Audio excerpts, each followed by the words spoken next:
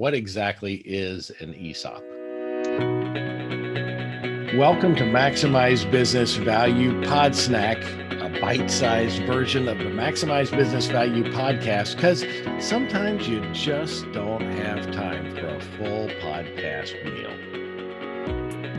An ESOP, that stands for Employee Stock Ownership Plan.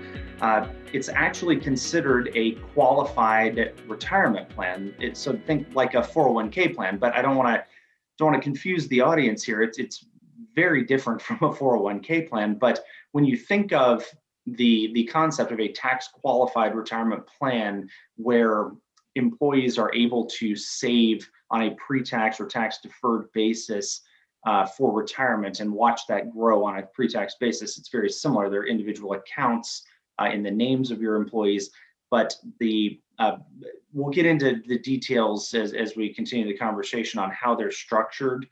But in a nutshell, you have a tax qualified plan, which involves a tax exempt trust.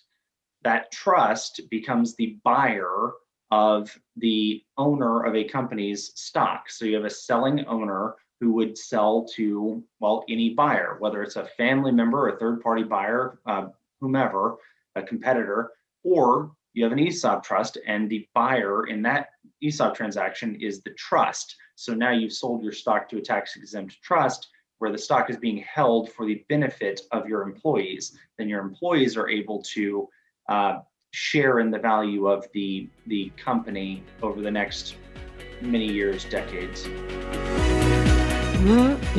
Good. Are you hungry for more?